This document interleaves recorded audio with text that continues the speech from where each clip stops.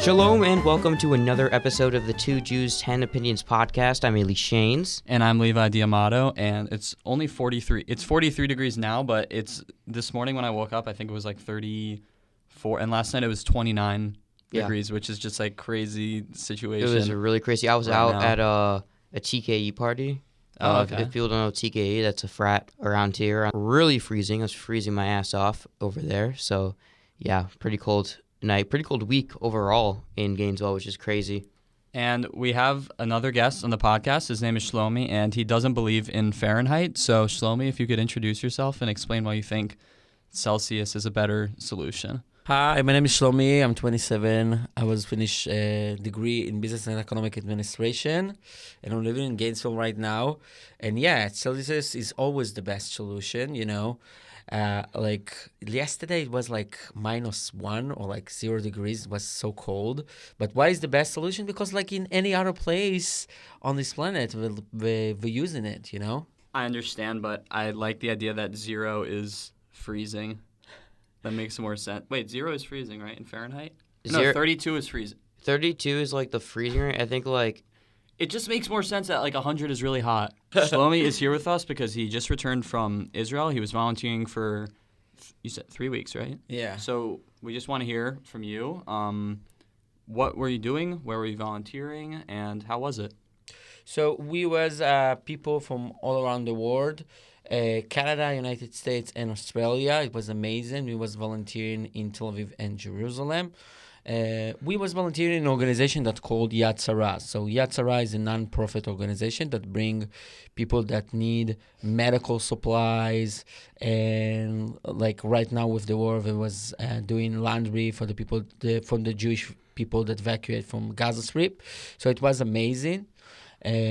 My team, we was volunteering more in Jerusalem. So imagine that every morning you wake up like near to the Shuk, Machne Yehuda, and you take in the light train to Yad Sarah, and then you start work from 9 to 3.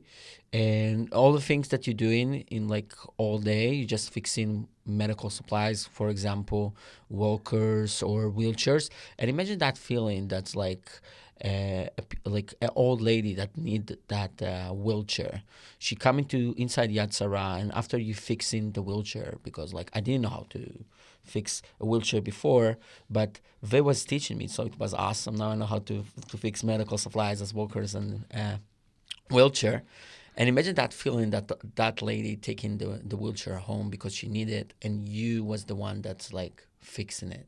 So it's amazing feeling, and to do it with a lot of people from all around the world, it's like more amazing. I mean, I'm originally from Israel, but all of these guys, there was like, instead of going to like parties or instead of like taking vacation with a family, it was just like, no, I want to skip my winter break. I want to come to Israel to volunteer because I understand that the Jewish people right now need our help. And this is what they did. They paid about a flight, like $1,400 just to come to Israel. And it was amazing, you know, the food, the people, the culture right now, like the solidarity right now in Israel. Amazing. You know, Shlomi, I want to get a little bit of background about your life in Israel. I mean, where were you originally from? And what did you do before coming to America? So I'm originally from Rehovot. It's a city 20 minutes in the south from Tel Aviv. It's a really cool city. A lot of, like we call it the city of culture and science, because Machon Weizmann is over there.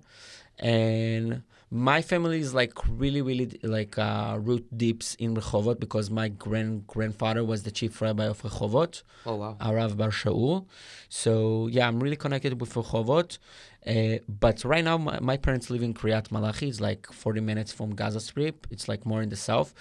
It's like between Ashkelon to Ashdod. It's really like a small town. And because my parents was leave Rehovot to over there, because like instead of like buying like 4 or like 5 house like with a bedrooms, you can like go and like buy a much bigger house in Kiryat Malachi. So this is the reason. And the life over there is like is really like interesting, because right now with the war, I remember when my mother called me like one day after the war started, because because the time differences. So she was awake when the war was started, and me as well. And she called me like, dude, the war has started. Like, it's a terrible things that they did in the south and everything. All the Jewish villages around Gaza. And it was like, I didn't understand what happened in Israel. Like, even if I'm Israeli, like, you don't understand, even if you have family and friends over there, if you're not being over there, you don't know actually what happened.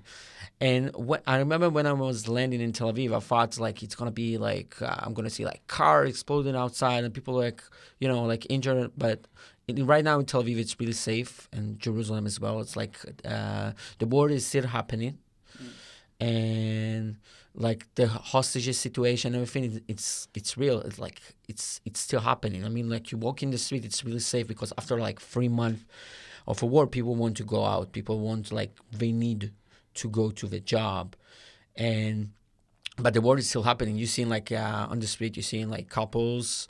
It's really adorable. You're seeing like Saturday night, you're seeing a couple. He's going to the army tomorrow, or both in some situation, and she's like walking with him, and like she holding him, and she's like really don't want for him to go, but tomorrow, like the day after, he need to go to the army to serve and to protect his country.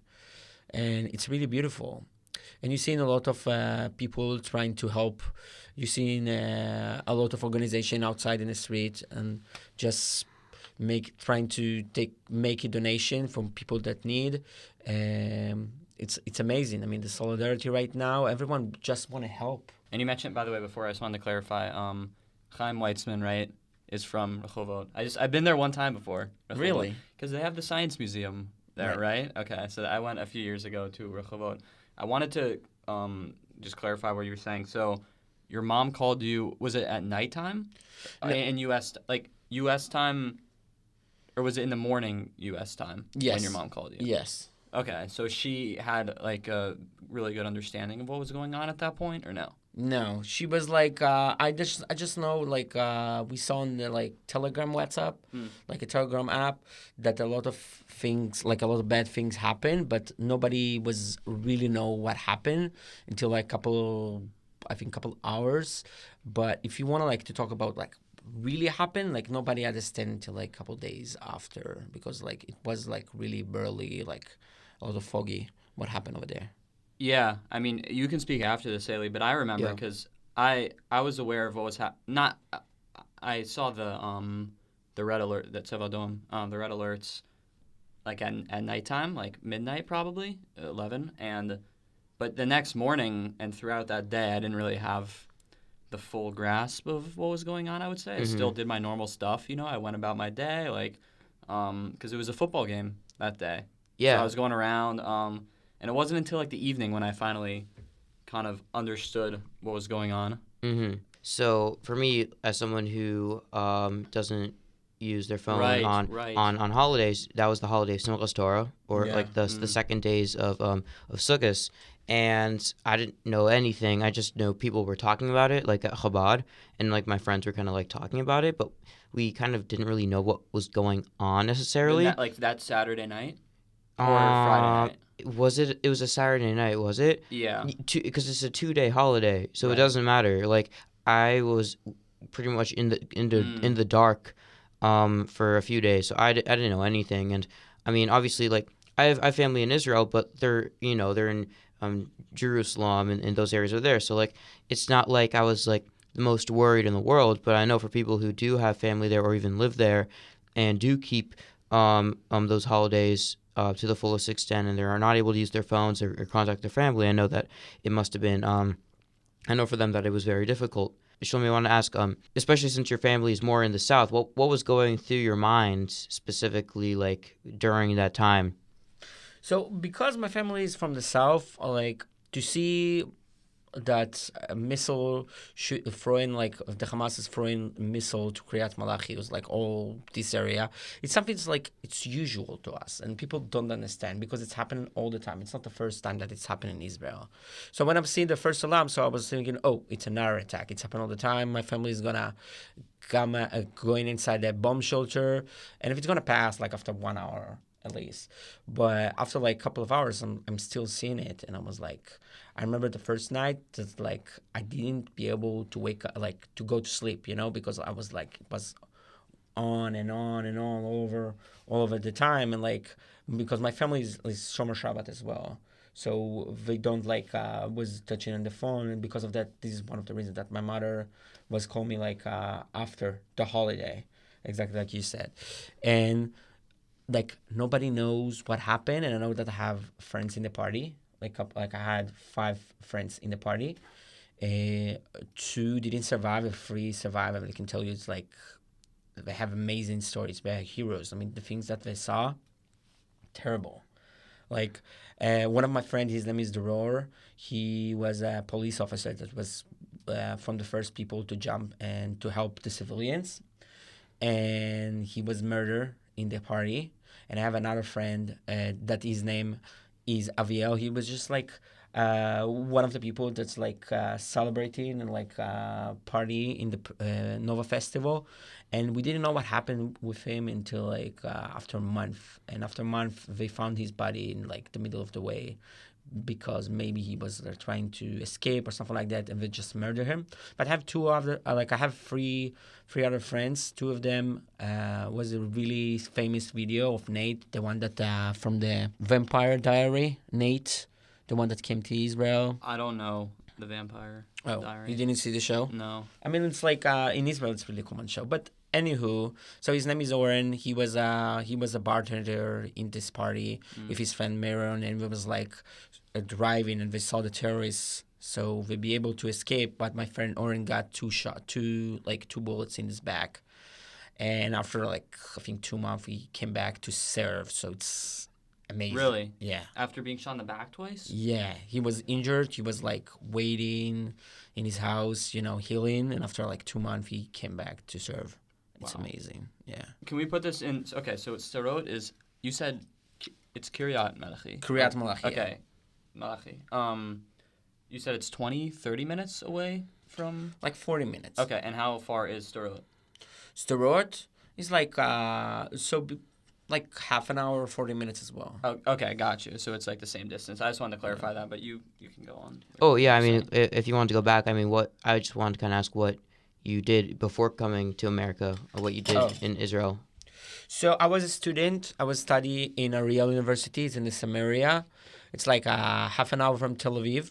I was studying business and economic administration, and I was working 2 jobs because I remember from age 17 or 18, I was telling to my family, like, I want to pay about myself. I want to be able to pay about everything that I want. So I was working 2 jobs. So because I was paying my college, like I was paying about my college. So I was working as a coordinator for the IDF. I was working with teenagers and everything in Ariel city, and I was working in a financial company that's called Creston Global. I was an analyst over there and dealing with SOX consultant and internal auditor. So it was like amazing because I had like 2 jobs, so I didn't have a lot of times, And then I came to here, to Gainesville.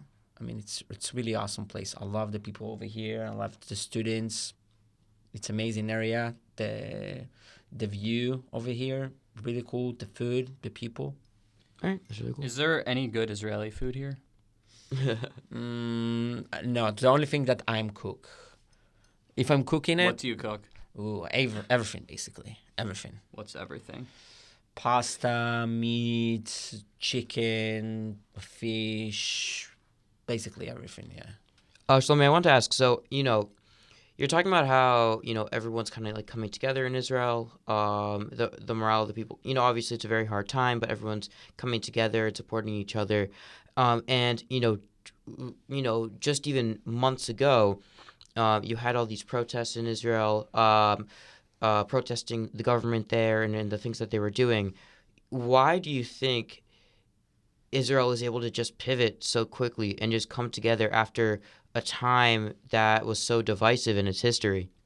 So, first of all, I think it's a really good question. One of the things that you can see about the Jewish people history around all of the years, that doesn't matter what people, like what evil people doing to us, we all, in the hard times, you can see the solidarity in the Jewish people. We always be together. Doesn't matter what happened before, but when someone want to kill us or someone wanna hurt us, in a second, we are united together.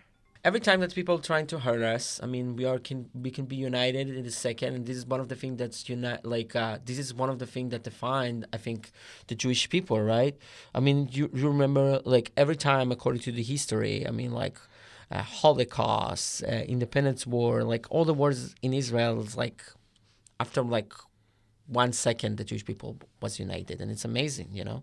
I mean, to see all the solidarity, for example, from the Jewish American people in here in America, I mean, amazing, you know. Like after like last of the day, you see a lot of people raising money from the Jewish people that evacuate from the Jewish villages around Gaza.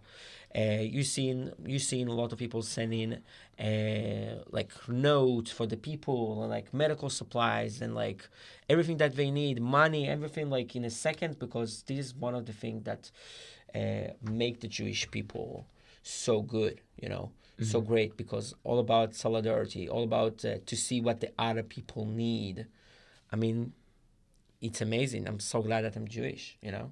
And have you ever been to America before coming to Gainesville? Yeah, I was working in summer camp in 2018. So I was doing like a big trip, and I was working in BB camp in Oregon. It's like really cool camp.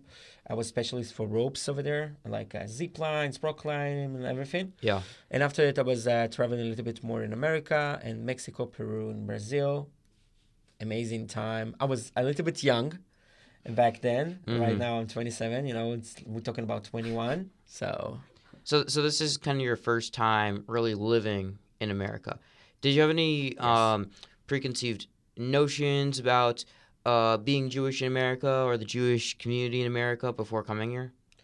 So one of the things that a lot of people don't know about the Jewish people that live in America, like I'm talking about Israelis, we don't know, for example, because in Israel, most of the people, even that they're not keeping Shabbat, they believe in the Orthodox way, right?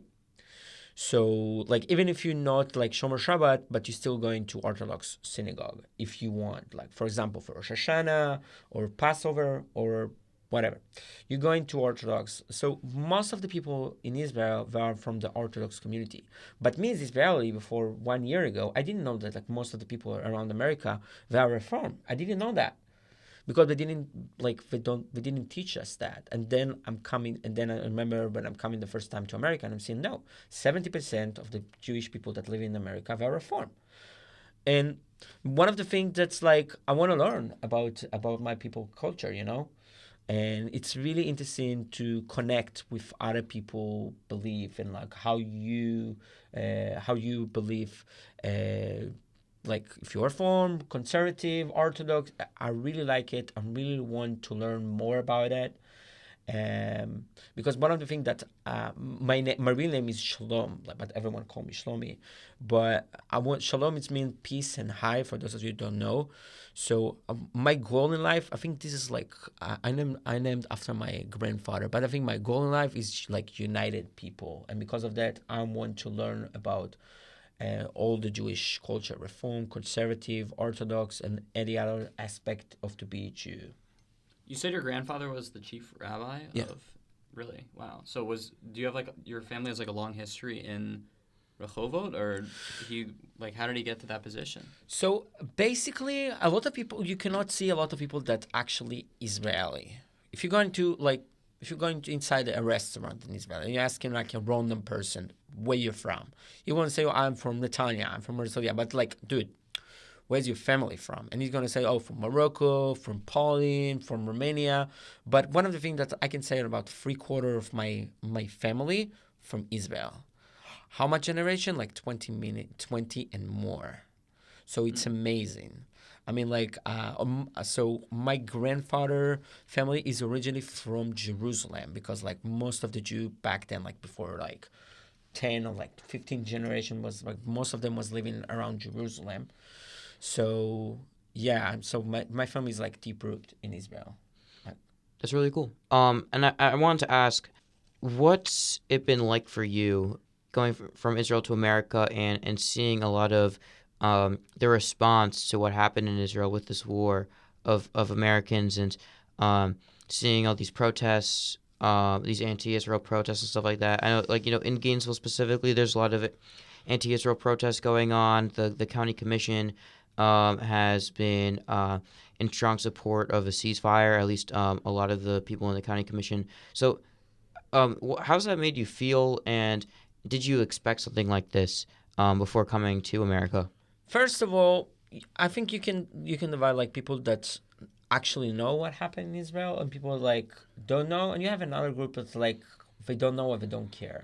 So when you go inside these protests and you're gonna talk, like, really doing a conversation with this, like, the people that protest against Israel, you're gonna ask them, like, where is Israel? Why you protest? Most of them don't know how to answer this question. I mean, I heard people scream free Pakistan. I mean, like, Pakistan is, like, it's a really nice country. I've never been there, but it's like like they don't know what they're screaming about, Yeah.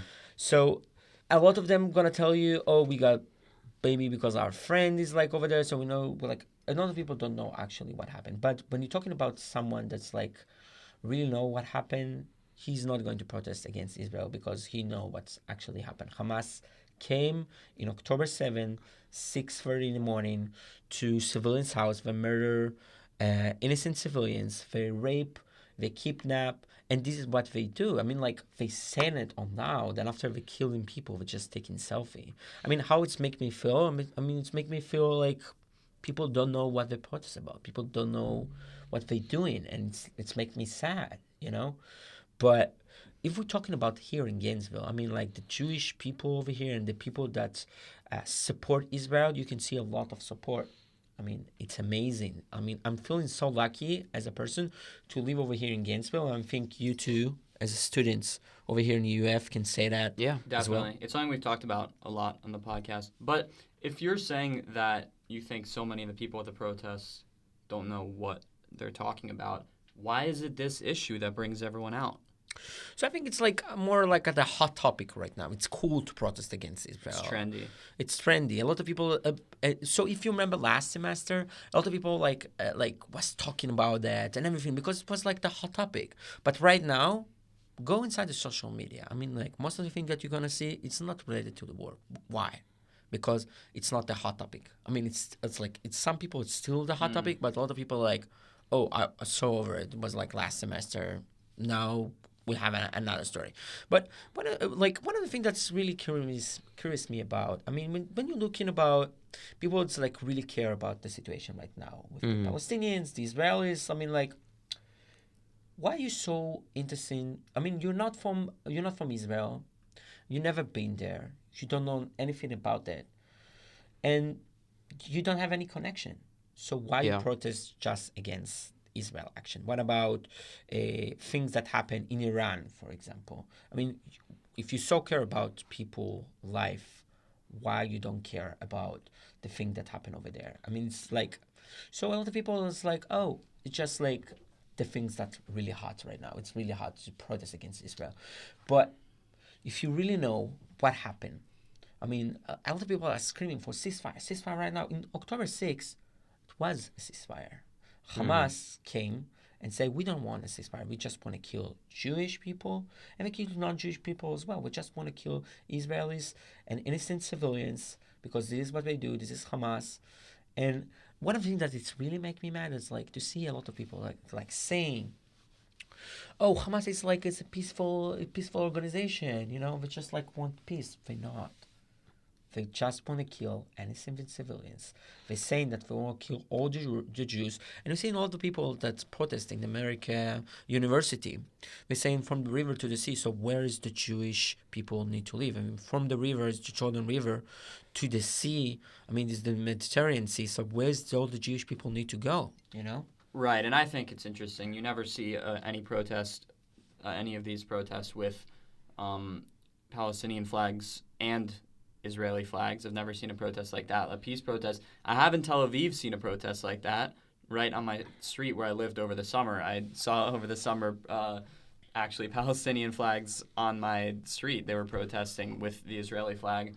So I think that's interesting. I had another point that I was about to say, but I completely forgot what it was. So if someone could speak while I think of what I was about to say. I think this is one of the things that can show you how much Israel is a democratic state. I mean, people like, oh, Israel is an apartheid state. Israel is like, but if you go inside Israel and you like driving over there, first of all, all the lights and everything, like everything is in Arabic, English, and Hebrew. Yeah. Amazing. And I just saw today in Haifa they're doing protests against the war. So you're still even able to protest the war if you don't even like it. Right. And even have free Palestine protests I've seen in Jaffa, in all these other places. So the fact that people are saying that these Arabs are oppressed and they can't voice their opinions and make their voices heard and is to me honestly utterly ridiculous, and it's just kind of changing the narrative or shifting the narrative to your viewpoint, which is wrong. Yeah, for the most, there have been a lot of protests. There's been some crackdown on protests, but I mean that's pretty customary for any country. Look at America. Look at America and George Floyd protests. Yeah. Which honestly was even more extreme than what Israel's been doing. And what do you mean? You mean the in the crackdown of the protest? Yeah, definitely. Haifa, great city by the way, really great. I've actually never been to Haifa. I've always wanted to go. It's such the two places I've always wanted to go city. in Israel that I've never been to yet. Haifa because it's like a nice port city. Yeah. And then Netanya because they got of the nude beach. No, not because of the beach. Because they have a hockey rink there, and I really want to check it out. Oh, really? Gotcha. Yeah. In Netanya. Ice hockey rink. Yeah. I mean, One Ice Arena. Shout out to the Levin family who helped build that. Really? Huh. If you're going to be in Haifa, I'm strongly recommend about the Baha'i Garden. So nice. So nice. Baha'i Garden? All right. If you're just gonna say like you're just gonna wrote Haifa on Google, you're gonna see like this picture. Like everyone know about the Baha'i Garden. It's really beautiful. I mean, yeah. And one of the things that I want to speak about is because we're talking about protests, and I remember when I was on Saturday night, we was going to rally for the hostages in Tel Aviv. I was in the rally for DC. I mean, we was together, right, on the bus for the rally for Israel in DC. And I remember when I was singing a tikva over there. It was like really powerful for me as a Jewish and Israeli to sing a tikva in the middle of like near to the White House in DC. But it's like I remember the other people that came with me, like the other Jewish people that came with me from Australia, from Canada, from the United States, like. And I was singing a tikva in the middle of near to the Tel Aviv Museum for Art, because over there is the Hostages Square. So I was singing a tikva over there, and I see like one of the students that came with me from UF. She was like really crying, and I asked her like, "Wow, it's like this is one of the hostages is from your family," and she said no, but it's really exciting to sing Hatikva over here in Tel Aviv because it's like this is my home. I'm feeling over here like this is my place, you know? Yeah. And for me, it was like really powerful. I mean, like to see so many people that in Saturday night, we're going to work on Sunday. To go outside of a home, just come to Tel Aviv. I saw people from Haifa, people from Tzfat, people from like all over Israel, just being in one place. And the only thing that they want is from that people that Hamas kidnapped, all the hostages. We just want them to be with my family. We just like want for him to bring to be able to do the holidays with the family. We just want them home. And this is why I was screaming. The only thing that was screaming is like bring them home now. I mean, and it's like it's so amazing how many people around the world is like united to just release them, you know? Yeah, and I think there's a sense of urgency now. It's been 100 days, so I think there's, the level of worry for the hostages is like at an extremely high level right now. And there's also the worry that people kind of forget. You know, I think we're starting to see that kind of social media, but just in real life, you know, people just forget. They don't really have the attention span for. It's not just. I don't blame them. I mean, just anything. People don't really have the attention span for things like that. But it's a crisis. You know, it's a real crisis. Yeah. So. I wanted to go back on something. So you're kind of saying that a lot of people are protesting this compared to other tragedies and human rights violations that are happening in the world because it's kind of like the trendy thing to do to kind of like protest Israel. I mean, do you think a lot of this also has to do with anti-Semitism and deep-rooted anti-Semitism into people? I don't know what these people think because, you know, I'm not a mind reader. Yeah. But you've seen a lot of anti-Semitic cases rising in America and all around the world. And I think we need to be united right now to protect our people, to protect other live people, because this is what the Jewish people doing, you know? Yeah. It's all about solidarity. It's all about the Tikkun Olam. It's all about the Derech Eretz. It's like, to me, the best person that you can be. And this is what I want to be as a Shlomi. I want to be the best person that I can be. But some people is doing it because it's trendy. Some people don't know what the poster about. They're just being protest. Oh, this is like excuse to go outside of my house. And some people is like hate Jewish people. I mean, this is anti-Semitic cases that you've seen around campuses and around all America and around all the world. I mean, like when people is going outside and like screaming "kill the Jews" because we see things like that, cases like that more in Europe, but in Israel, in America as well. Yeah. I mean, it's make me afraid, and it's make me it's make my friends, a lot of students, to be afraid.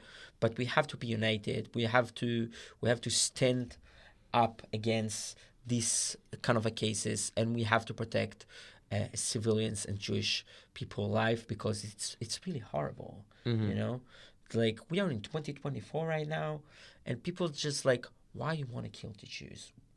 Why?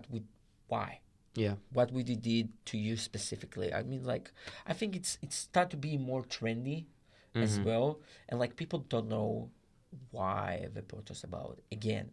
I mean, like, before you're going to protest, before you're going to say like in publics, like kill all, like from the river to the sea, or like if you're saying like kill the Jews, no, this is anti-Semitic, and you don't have any excuse to do that. I mean, it's horrible things to say. I mean, this is anti-Semitic. But if you're saying like if you're saying from the river to the sea and you don't know what you're talking about, go home, dude, do some education, and come back after you have all the right answers, after you know what your process is about, because you don't know what you're talking about, right?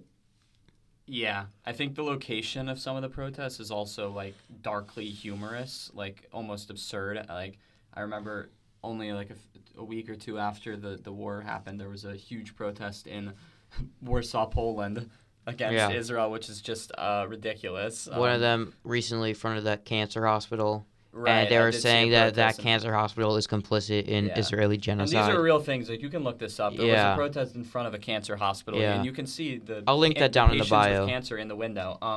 And Australia protests against saying gas the Jews in Australia, which is, interestingly enough, one of the biggest colonial states in the world. So I don't know how you wrap your head around that one.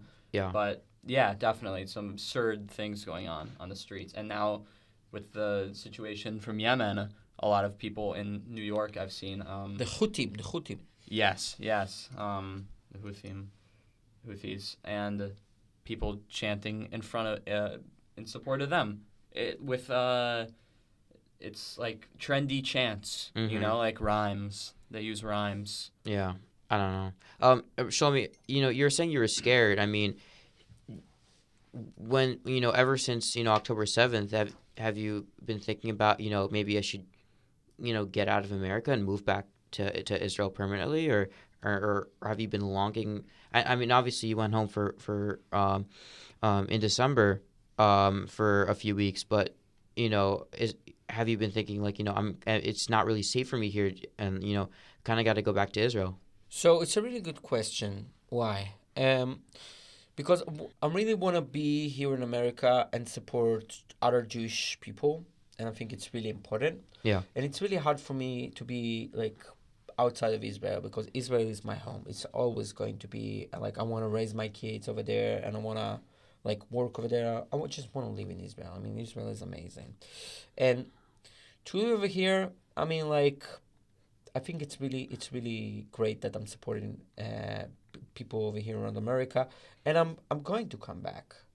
Like, Yeah. don't worry, I will come back to Israel in some point. I mean, like I'm thinking about like maybe a year and two, but it's not like I'm not coming back because the war. Because again, for me to be over there protecting my country, to doing a lot of things, this is something that I like to do, and I'm going to come back to volunteering, probably in like the next couple of months. But right now, I'm thinking it's really, really important to support Jewish life over here in America. Period. Do you ever worry that Jews in the diaspora will become disconnected with Israel? Because the war? Yeah, or just because, with social media, let's say there's a lot of Jewish people that kind of grow disconnected from their Judaism and they don't have conversations with other Jewish people. And also to tag along with that, assimilation into American culture, and also honestly cultures around the world that isn't Jewish or Israeli culture. So I talk with a couple of people that's like a little bit younger than me, like say 20, 24. I've seen a lot of these people that's like even they didn't feel connect to Israel or Judaism before like a couple months ago, before the war. Right now, most of them, they say to me, dude, we want to live in Israel. Like after the war, we want to come back, do Aliyah, like we want to live in Israel. I'm asking why. I mean, like, this is because October 7th. This is like, why? And they're saying, now I'm feeling that Israel is the only home for me. This is the home for the Jewish people. And this is where I want to live and want to raise my kid. I mean, I'm feeling more connected to my Judaism. And this is what you're seeing around a lot of people in America right now. A lot of them feeling more connected to the Judaism. Even like, if it didn't feel like that before. Mm-hmm. I mean, it's amazing. Yeah, I agree with that. I felt the same way. Another interesting sidebar, kind of not related, but also kind of related. Polls are indicating that Arab Israelis are identifying more strongly with Israel, with the state of Israel, post October 7 than pre October 7. I think it's something that's left out of the story a lot. That a lot of Arab Israelis were killed on October 7 and even taken hostage. Yeah. Girl Aisha and her brother, I don't remember his name, were two of the hostages released in one of the deals, and their father is still a hostage, So I just wanted to clarify that. I think it's always an interesting thought experiment for the anti-Israel protesters, or the if to be extreme, if there are pro-Hamas protesters in a theoretical situation where Hamas would defeat Israel or anything, and let's say that they ruled all of the land from the river to the sea. Aside from obviously the genocide of the Jewish people, what would that state be like for the Palestinian and Arab residents?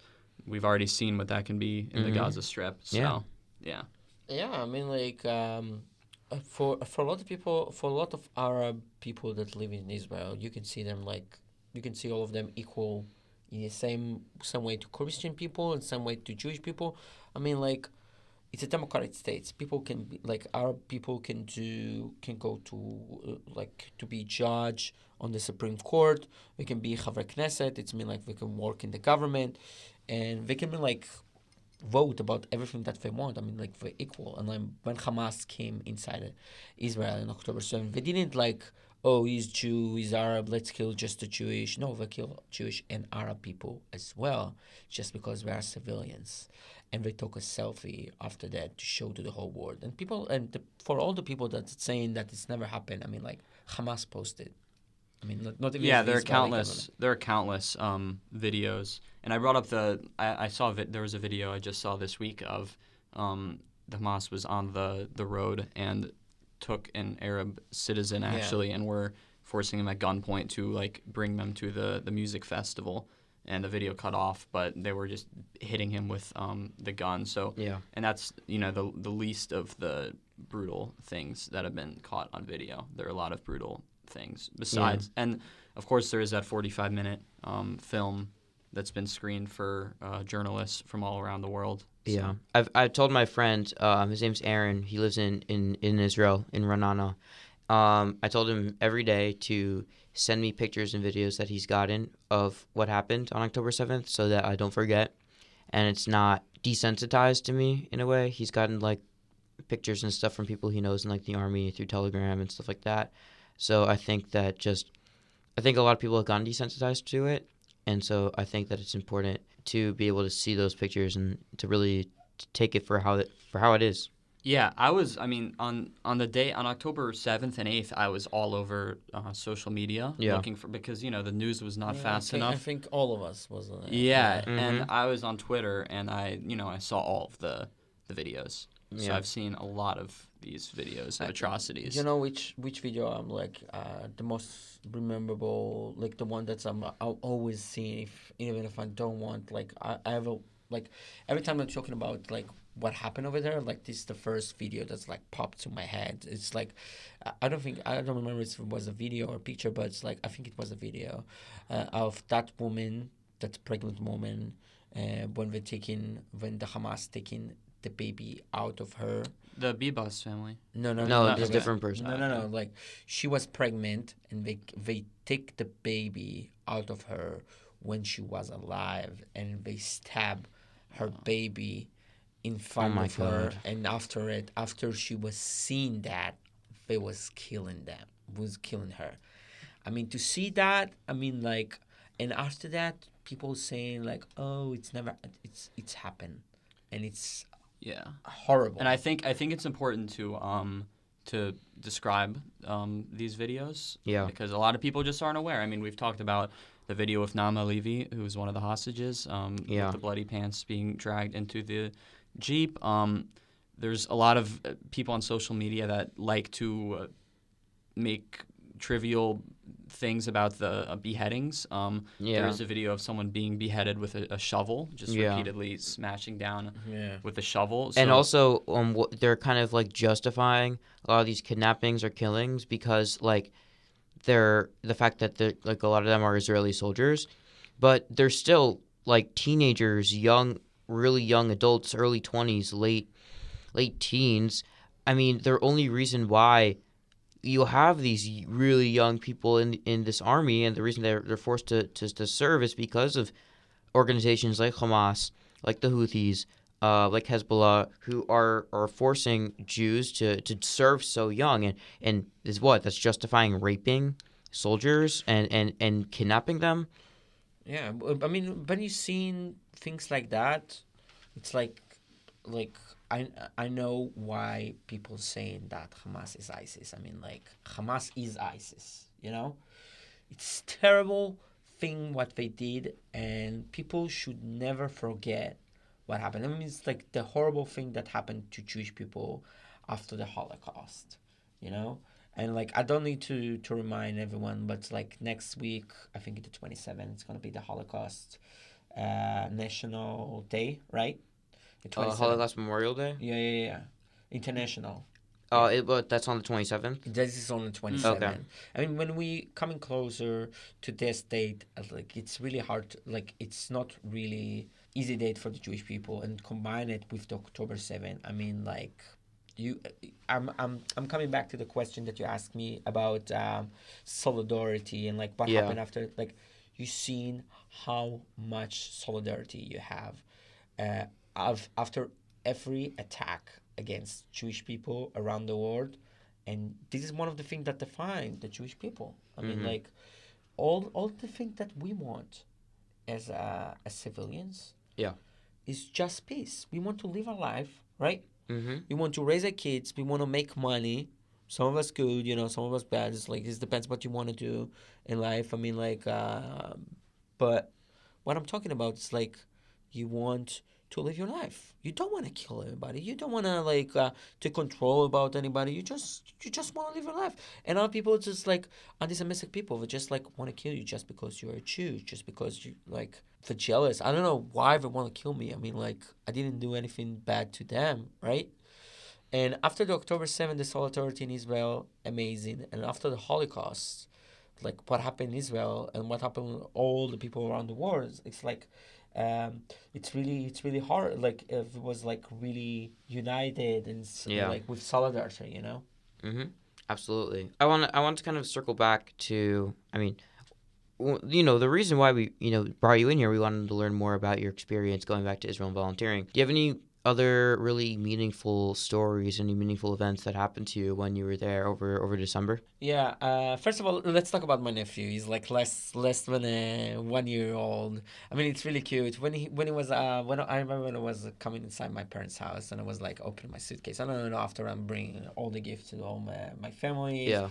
And my nephews and everything. Like my youngest nephew, his name is Ariel. He came to my room. And he was crawling inside my suitcase, and he was like, "No, you never come back."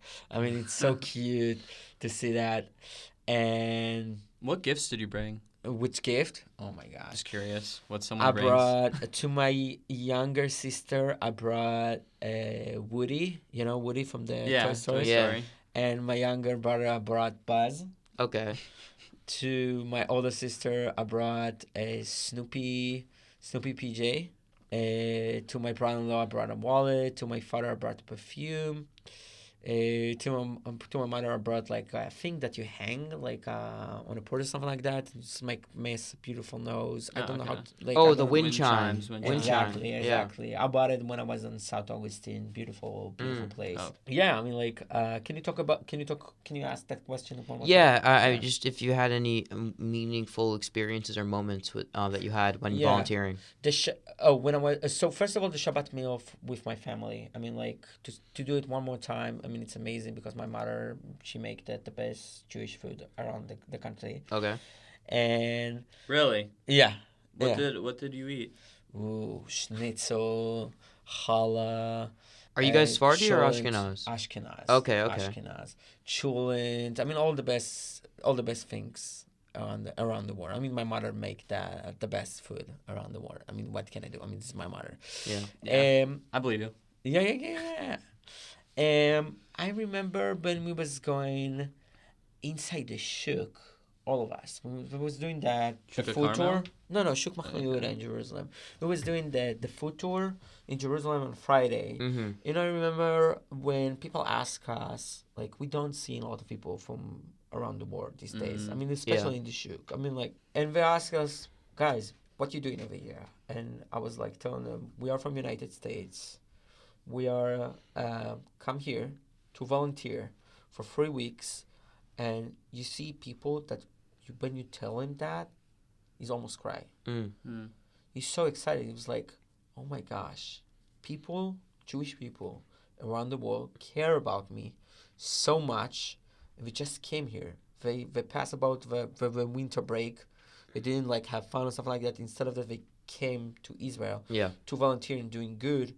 I mean." To see his face, to look at his face when you tell him that story, I mean, it's amazing. It's make you feel like I'm doing something. I'm doing something for other people. And I remember when we was doing laundry for the Jewish people that evacuated from the Jewish villages, and there was like the look of the face, the look of like that little girl that you giving her PJ back. Yeah. After you just doing her laundry, and she saw horrible stuff that was happening over there. I mean, it's make you feel such an amazing experience. I mean, it's make you feel like you actually did something. Mm-hmm. Are people hopeful? Yeah. Like, they want to live a life. They want peace. They want to go to work. They want to hang out. They want to go out on Friday or like Tuesday or whatever. They just want to live a life, you know. The people in Israel, the only thing that they want is peace. Here, right? No, but are they hopeful in the, because there's the north, like, I mean, obviously these things are on everyone's mind at all times, I guess. So you're saying like people do what they can do. Like they try to live their life. Yeah, look, nobody wants war, right? It's not good for business. It's not good. Like, nobody wants a war. The only thing that people want, they want to live a life. But a terror organization like Hamas and Hezbollah or the Houthis, they just want to arm and kill Jewish people. This is what they want to do, and they're not hiding it. They're saying it out loud. They're saying it to the media, and like, we have to stand up against terrorism. We have to stand up with humanity. I mean, like, they just want to kill us, and we have to stand up. Israel have the right to defend herself. She have the right to do whatever she wants to make their civilians' life the safest way. And the people in Israel, they want peace. They don't want to kill everybody. They just want to protect themselves. If Hezbollah is going to attack or Hamas going to attack, we will try to protect ourselves, right? Yeah. I want to ask, I mean, obviously, I mean, for me personally, I'm hopeful about this war. I mean, Israel's very strong. Israel has the support of many countries, like America, for example. Yeah. And I think in terms of just, I think, they will eventually dismantle Hamas. But are you hopeful about the world and how the world sees Israel and the Jewish people, and eventually seeing Israel and thinking about Israel in the way that is fair and that is just? I mean, are you hopeful about that? Yes, I think people around the world, I think most of the people around the world, the only thing that they want is like it's good things to happen. They want to live a life. They want good things for other people. And when you're talking about the hearts of people, after a couple, I'm hopeful that all the people around the world are gonna see the good in Israel. We're gonna see the good in the Jewish people. Yeah. And we want to believe, and I want to believe, and the Israelis want to believe that we want to live a life. We don't want a war. And like, I'm seeing a lot of support around all the countries. Yes, I love it. I mean, like, we're so grateful about that because people know what happened in October 7th. People know what Hamas did. And because of that, we know that we have the right to defend ourselves. I mean, we don't need any excuse. I mean, we was on ceasefire on October 6th. We didn't attack. Hamas attack. Hamas kills civilians. Yeah. End of story. I think it's something we can't lose sight of. It is concerning with the protests, but I also think the silent majority is something like they're the people that are the loudest that have the most extreme views. Yeah. And yeah, but it's like if you're like this, if I'm the one that's screaming louder, so it's mean I'm right? No. Yeah. Right. Yeah. No, it doesn't mean you're right. Yeah. Because, I mean, most normal people, if they read the news or whatever, they should come to a common sense on this Well, issue. I don't know if reading the news is going to get you to that common sense because I don't think the news is really doing a great job contextually what do you read? And I'll get to you, too, on what your news... I mean, look, like I've said this many times, I listen to NPR, I read NPR, yeah. And do I think that they do the best job at it? No, I don't think they do the greatest job at it. What do I read? I read a lot of the outlets from Israel, or watch or listen to a lot of the outlets of Israel. I-24, Jerusalem Post, Free Press, not Free Press, Honest Reporting. Sorry. I do still read the New York Times. Okay. I read the opinion pages actually. Yeah, I think that's important. But I do read their coverage on the war. I like the Wall Street Journal a lot. Okay. I think that they, in my opinion, do the best reporting on this war from an American standpoint. Yeah. I think the Times of Israel is generally pretty good. Mm-hmm. So I think Axios is actually pretty good. Axios? Yeah. I think CNN's done a decent job. CNN has been doing a good job. I was watching a lot of their coverage in the early days of the war. Mm-hmm. They did have the mishap with the hospital bombing. They were quick to report that. But other than that, they've been doing a pretty good job. Mm-hmm. Shlomi, where do you get your news from? Guy? So I have a Telegram channel that can give you the whole, like, from all they can combine like the whole channel around like the main channel around the world, and you can see all of the news. So I'm basically like love to see everything, but like before I'm reading something, I have common sense. I'm not going to believe anything that I'm going to read, you know? Yeah. And a lot of people, like, when we read something on the news, we think, like, exactly, all right, this happened. And you just talk about the thing that happened with CNN. I mean, even in CNN, they have a mistake, right? Yeah, of course. So you don't need to believe everything that you need to read. You need to have common sense. Mm-hmm. I think, Levi, and I'm sure you agree with this too. Like, I feel like consuming journalism, as someone who is a journalist, I think it's such an active, I guess, art form, or it's you got to do it actively. You have to work on it. You have to because work on it. You can't just like be passively like, okay, I read this article and I instantly know everything, or can instantly like believe this. You need to be getting things from all different types of sources, because journalists aren't perfect and there's biases. You need to be able to take in as much information as you can to form a proper opinion and an understanding. And it takes some time, but you got to be active when you're consuming your journalism. And I've always told this to people. 100%. And I don't count out, like, for instance, the New York Times have been very critical on this podcast about their coverage. Of course. But I don't, I will read articles in the New York Times and I'll be like, oh, I think that's a good article, or that's interesting. So, I don't speak in absolutes about these things, even if their coverage has been on the bad side, I would say. Yeah.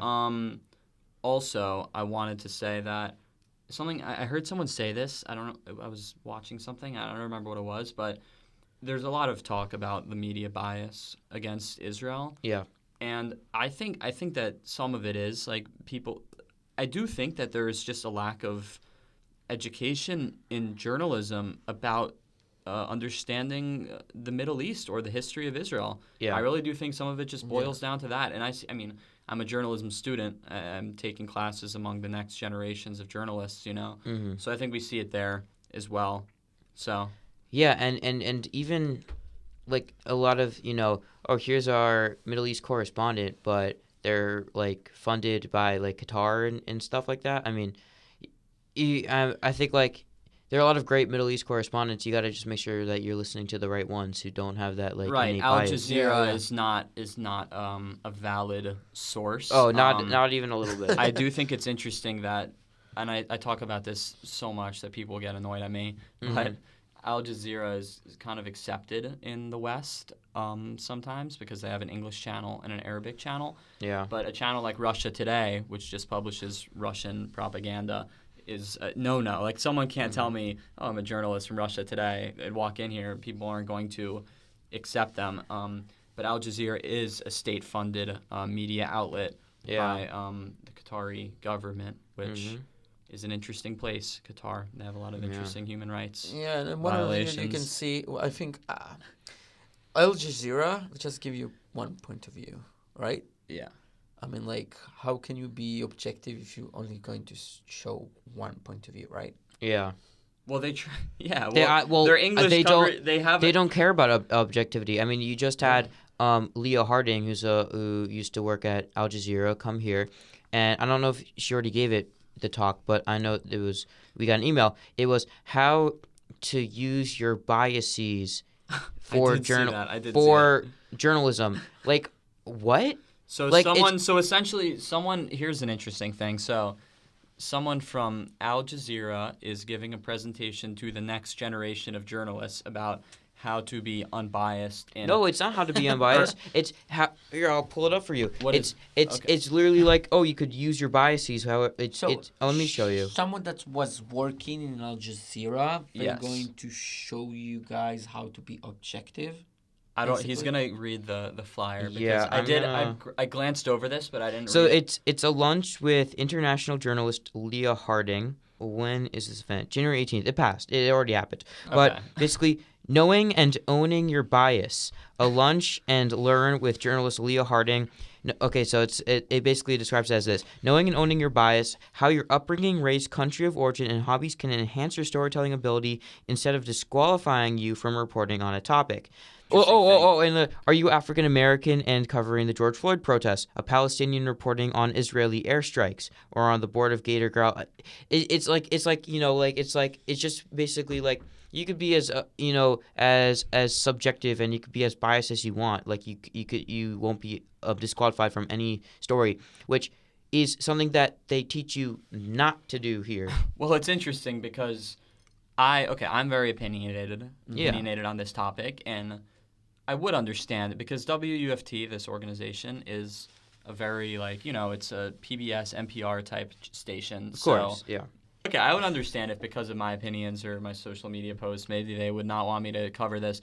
But it's interesting because I'm not paid by the Israeli government. No. I actually, have spoken on this podcast. We didn't go on this podcast, but because this is more focused on volunteering. But on all of our podcasts, I pretty much criticize the Israeli government. Of course, and I don't support the Israeli government at all. I would like them to be voted out. So I think it's interesting that someone who was paid, I don't know if they're still an employee of Al Jazeera, but paid by a foreign government is somehow expected to give a lesson to me about morality and I'll tell you something. biases. She's not part of Al Jazeera now, but looking at her Instagram and the things she's done, I think she's gotten a lot of money from Qatar. I'll tell you that right now.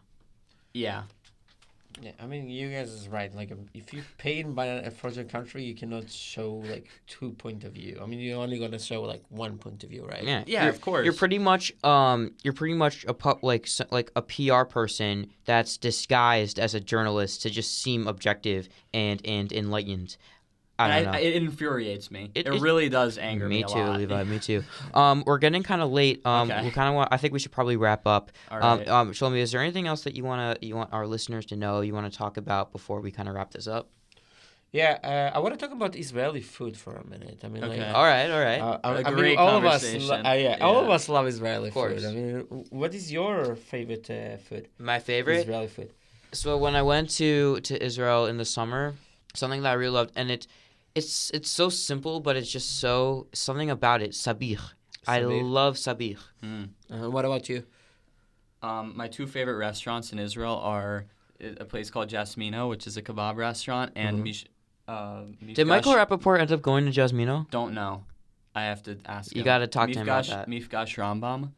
It's a shawarma place. These are the two favorite restaurants of mine in Israel. I could think of more, but I'm trying to think of...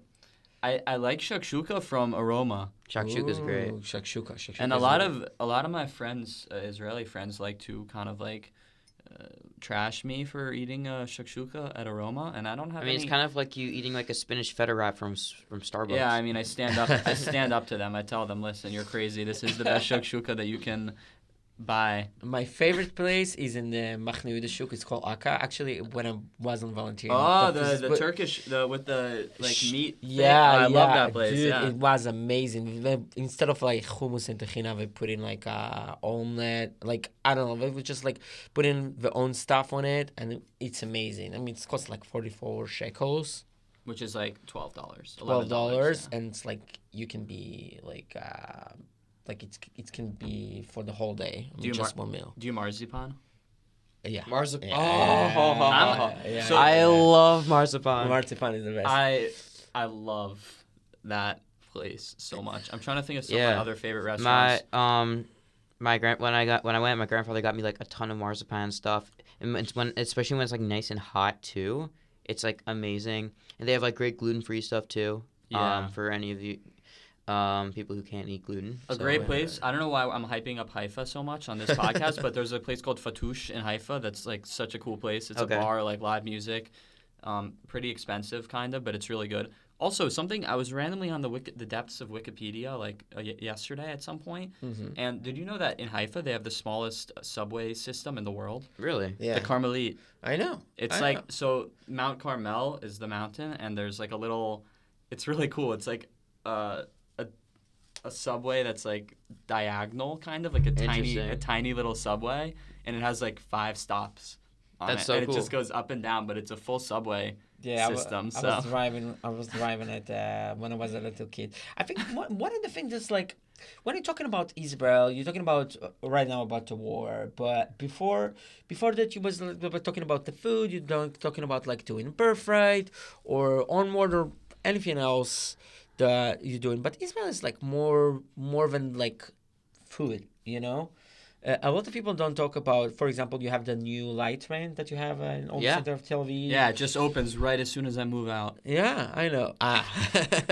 We was waiting for when is Levi is going to leave town. I love public transportation. I love public transport. Me too. And the one in Jerusalem is so cool. I know. So, the light train. Yeah. I kind of trip out when I see like all of the Hasidic people like wearing the hats and everything. Yeah. And they're in Jerusalem and they get onto the light rail because it's like an ancient, like it's like a it's like a blend vintage of like vintage people, like vintage. Like they all run onto the train, and I'm like, oh my god, this is crazy. Oh my gosh, yeah.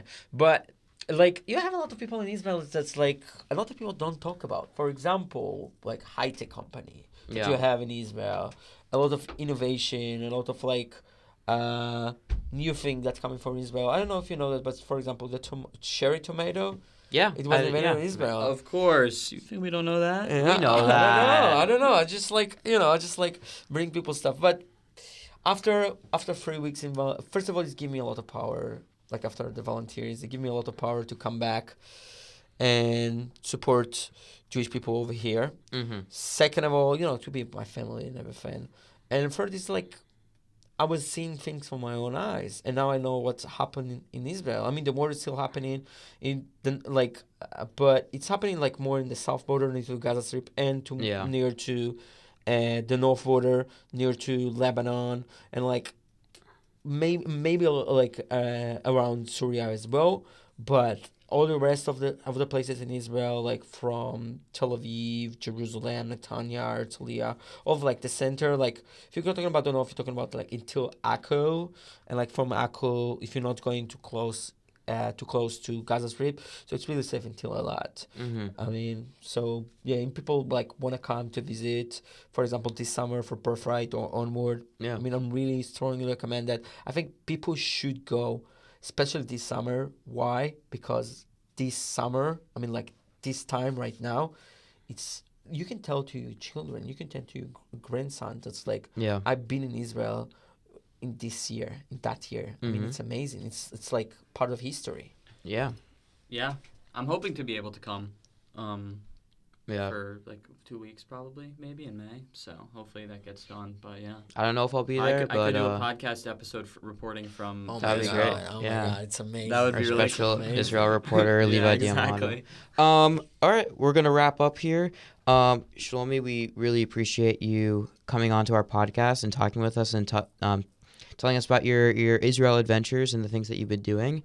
And Levi, is there anything else that you want to say?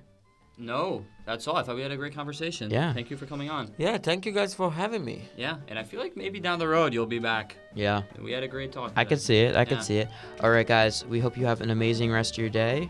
And yeah, thank you guys so much. Shalom.